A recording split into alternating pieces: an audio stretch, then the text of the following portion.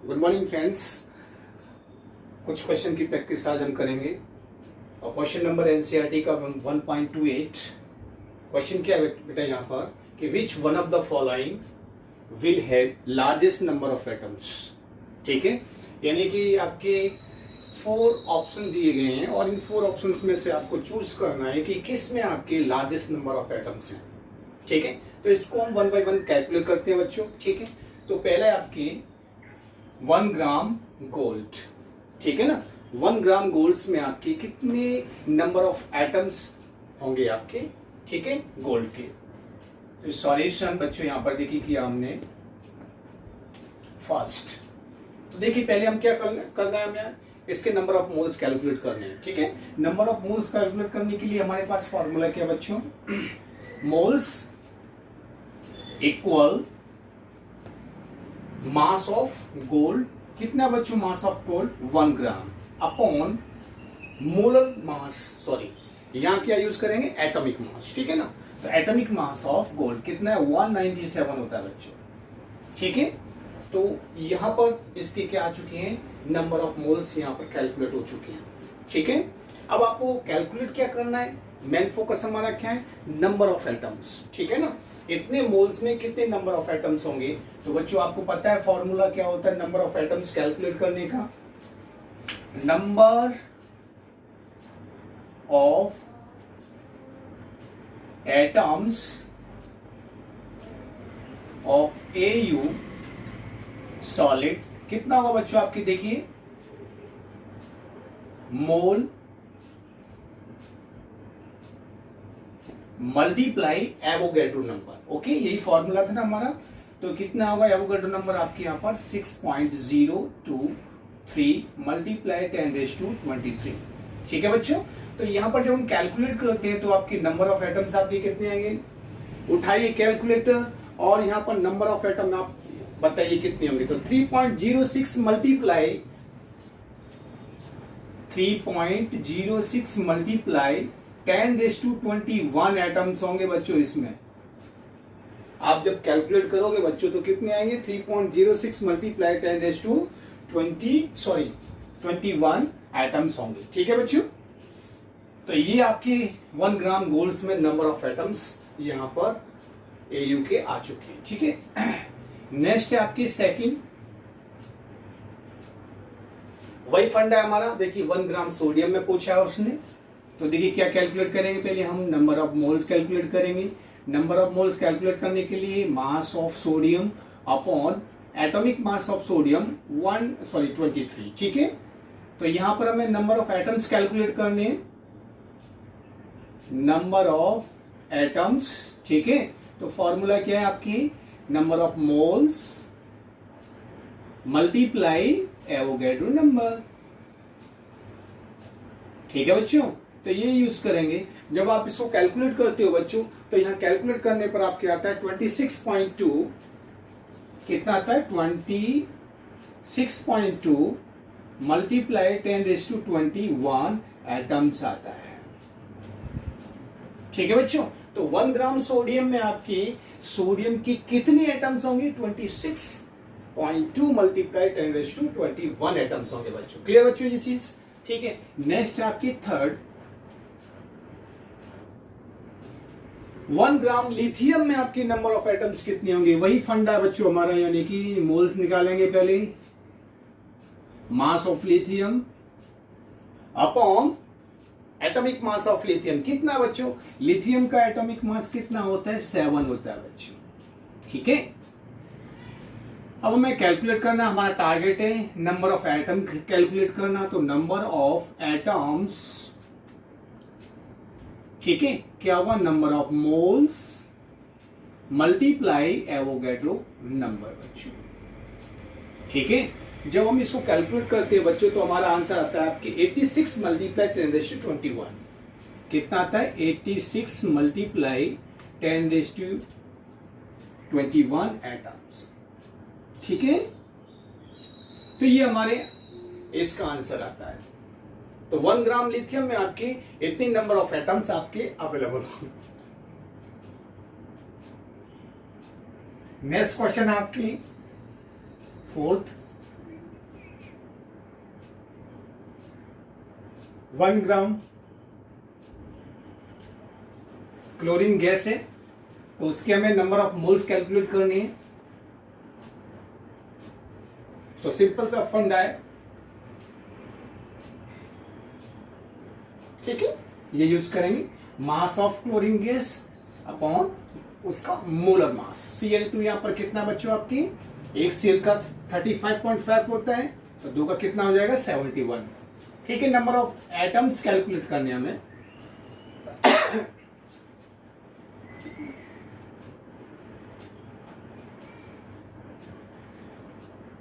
तो number of moles multiply Avogadro number, ठीक है। इसको सॉल्व किया तो 8.48,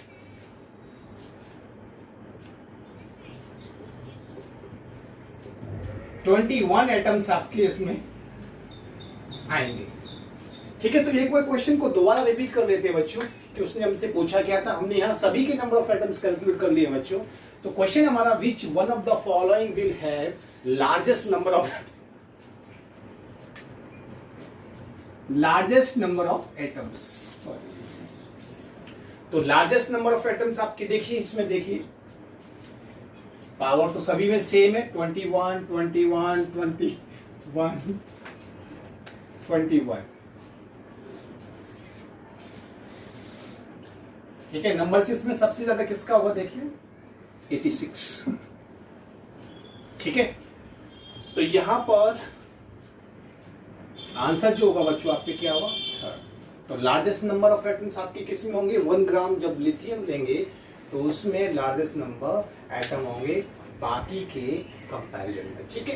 तो ये क्वेश्चन हमारे इससे सॉल्व होता है, ठीक है। नेक्स्ट क्वेश्चन बच्चों अपने, कैलकुलेट द मोलैरिटी, ठीक है। यहां पर फोकस करना है कि वो क्या बोल रहा है, calculate the molarity of A solution. अब देखिए हमसे मोलैरिटी कैलकुलेट करवाना चाह रहा है वो। अब इसके लिए गिवन इंफॉर्मेशन क्या है, इथेनॉल का मोलैरिटी कैलकुलेट करना है इन वाटर में। इसके लिए गिवन इंफॉर्मेशन में क्या दिया है उसने कि in which the mole fraction of ethanol is this, बस सिर्फ मोल फ्रैक्शन दिया है।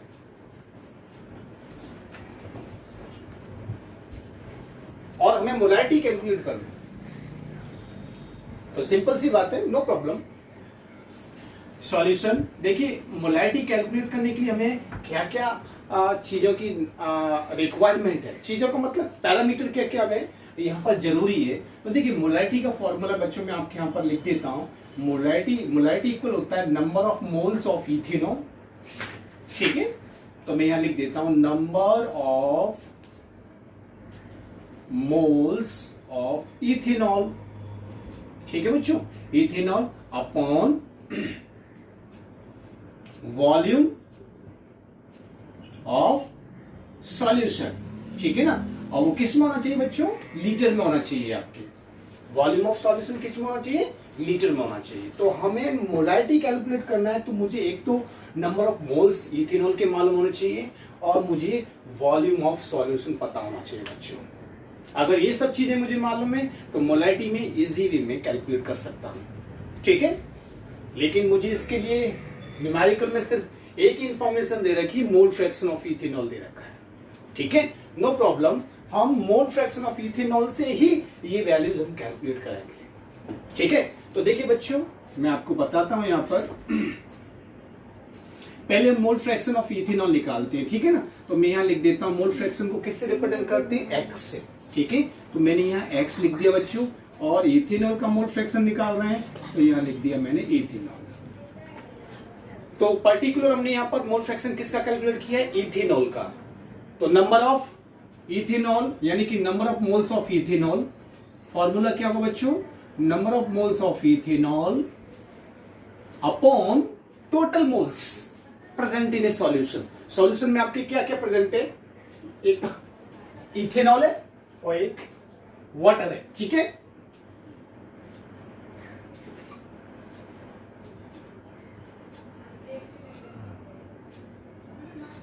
ये आपके है, ठीक है। तो देखिए यहां पर अगर एक्स इथेनॉल की वैल्यूज हमारी गिवन है, ठीक है, लेकिन मुझे number of moles ethanol calculate करने हैं, तो मुझे इस एन वाटर को यानी कि number of moles of water को सॉर्ट आउट करना पड़ेगा। तो सिंपल सी बात है बच्चों, number of moles of water क्या होगा बेटा आपकी, number of moles of water क्या है, देखिए मोल्स कैलकुलेट करने के लिए आप क्या करते हो, मास, ठीक है। वाटर यहाँ पर कितना हुआ आपकी, क्योंकि मोलैरिटी हम डिफाइन करते हैं 1 लीटर के लिए डिफाइन करते हैं, यानी कि number of moles present in 1 litre. तो यहाँ पर आपकी वाटर को हम क्या लेंगे 1000, 1 लीटर इक्वल क्या होगा आपके 1000 ग्राम, ठीक है। 1 लीटर इक्वल क्या होगा आपकी 1000 ग्राम, क्योंकि डेंसिटी की जो वैल्यूज होती है वो 1 होती है, ठीक है। तो जब डेंसिटी 1 होती है तो वहां पर जो मास और वॉल्यूम है वो सेम होता है, ठीक है। तो 1000 ग्राम यहाँ पर इसका मास आ गया वाटर का, और मोलर मास कितना होता है वाटर का 80। तो बच्चों इसके 55.55 मोल्स आते हैं। तो वाटर के मोल्स आपकी 55.55 आ गए, ठीक है। एक्स इथेनॉल बच्चों आपको पता है कितना 0.04, कितना बच्चों आपकी 0.04 है, ठीक है। और एन इथेनॉल हमें मैं इसको ई सिंबल से इथेनॉल ना लेकर के इस सिंबल से रिप्रेजेंट कर देता हूं बच्चों, ठीक है। आप समझ लेना कि एन इथेनॉल है, ये एन ई है, और बच्चों यहां पर मैंने लिख दिया number of moles of water यानी कि 55.55 बच्चों, ठीक है। तो इस तरह से मैंने इस चीज को लिख दिया है। तो ये कितना आ गया आपकी, मल्टीप्लाई कर देते हैं इसको यहां पर 0.04 एनी, 0.04 का इससे भी मल्टीप्लाई हुआ बच्चों अपने, ठीक है। तो मैं थोड़ा कैलकुलेटर का यूज कर लेता हूं।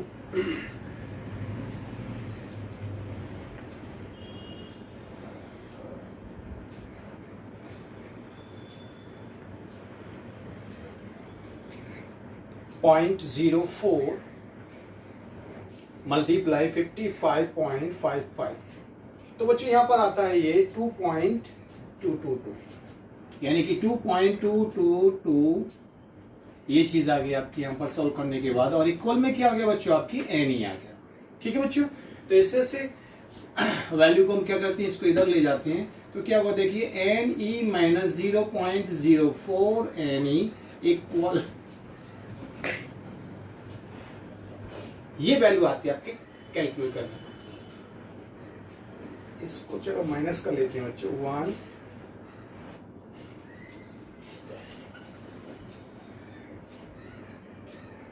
0.96 एनी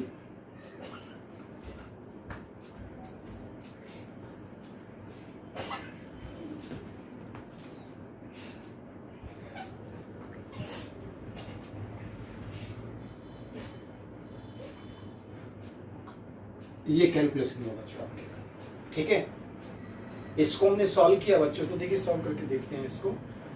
2.222 डिवीजन 0.96, ठीक है। तो इसका आता है आपकी सॉल्व करने के बाद नंबर ऑफ मोल्स आते हैं बच्चों आपकी 2.31, ठीक है 31। इस तरह से अप्रोक्सीमेट कितना आता है आपके नंबर ऑफ मोल्स, इसका क्लियर बच्चों आपकी। तो नंबर ऑफ मोल्स हमने इथेनॉल का यहाँ पर कैलकुलेट कर लिया है बच्चों, ठीक है। Number of moles of ethanol calculate हो चुका है, ठीक है। अब यहाँ पर हम क्या करेंगे, number of moles of ethanol रख देते हैं। वॉल्यूम ऑफ सॉल्यूशन बच्चों ने क्या कंसीडर किया है 1 लीटर, तो यहाँ पर आपकी जो मोलैरिटी होगी बच्चों वो 2.31 मोलैरिटी आ जाएगी। तो इससे से हमारा ये आंसर आता है आपकी, ठीक है। हम इजी वे में इससे इसको कैलकुलेट कर सकते हैं। तो ये अप्रोक्सीमेट आंसर है बच्चों, थोड़ा वैल्यू इधर उधर हो सकती है, यानी कि 32 या 34 समथिंग एग्जैक्ट करेंगे तो अपना आंसर कितना आता है 2.31, ठीक है बच्चों। तो इससे इस क्वेश्चन को हम सॉल्व करेंगे बच्चों। नेक्स्ट क्वेश्चन है बच्चों अपनी एनसीईआरटी का 1.33, तो calculate the number of atoms in each of the following, ठीक है। तो हमें यहाँ पर हर एक का कैलकुलेट करना है नंबर ऑफ एटम्स, ठीक है। तो पहला आपके सॉल्यूशन करते हैं यहाँ पर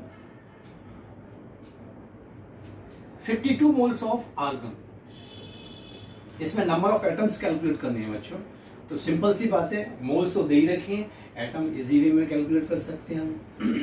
तो देखिए नंबर ऑफ एटम्स, यहाँ नंबर 1 लिख देता हूं, नंबर ऑफ एटम्स ठीक है बच्चों, किसका कैलकुलेट करना है नंबर ऑफ एटम्स, आर्गन का करना है, ठीक है, आर्गन का। तो बच्चों आपको पता है कि फॉर्मूला क्या हुआ, मोल्स यानी कि 52 multiply number of Avogadro number 6.023 multiply 10⁻23। ठीक है, जब इसको सॉल्व करोगे बच्चों तो आपके आंसर कितना आएगा, यहाँ पर आंसर आता है 3.131 मल्टीप्लाई 10⁻25। ठीक है, कितना आता है 10⁻25। आप खुद सॉल्व करके देख लेना, ये अप्रोक्सीमेट थोड़ा आंसर हो सकता है इधर। 3.131 मल्टीप्लाई 10⁻25 एटम्स होंगे आर्गन के। ठीक है, उसने हमसे इसमें ये नहीं पूछा कि किसके लार्जेस्ट होंगे, सिर्फ उसने इंडिविजुअली पूछा है कि भाई इस न्यूमेरिकल में कितने नंबर ऑफ एटम्स होंगे, इसमें कितनी है, इसमें कितनी है। ठीक है, तो ये आपकी आर्गन की आ चुकी है। नेक्स्ट आपकी सेकंड 52 यूनिफाइड ऑफ हीलियम। ठीक है, हीलियम के आपका 52 यूनिफाइड मास है। ठीक है, तो उसमें नंबर ऑफ एटम्स कितने होंगे, तो आपको पता है बच्चों यहाँ पर कि एक आपकी जो हीलियम है, हीलियम का जो 1 एटम है, 1 atom of helium, 1 atom of helium equal क्या होता है बच्चों आपकी 4 यूनिफाइड हीलियम। ठीक है ना, 4 यूनिफाइड हीलियम की इक्वल होता है आपके 1 atom of helium.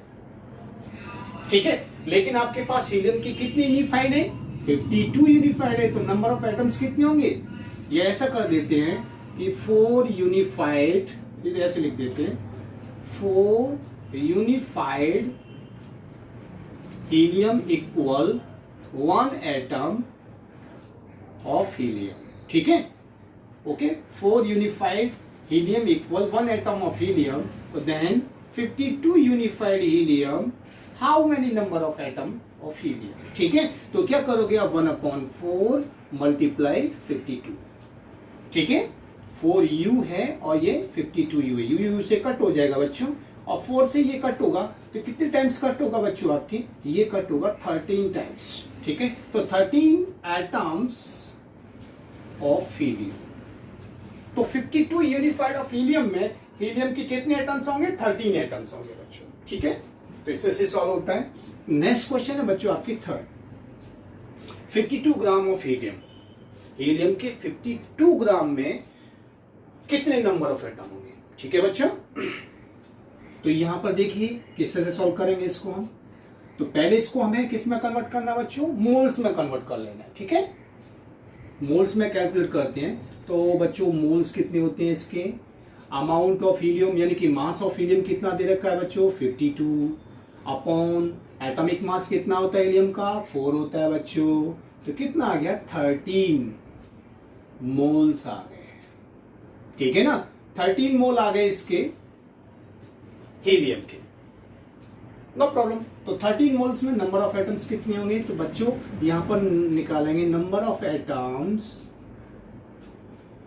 Of helium equal क्या होगा, number of moles multiply Avogadro number 6.023 multiply 10⁻23। बच्चे इसको आप जब सॉल्व करते हो, सॉल्व करने के बाद आपका आंसर आएगा यहां पर 7.828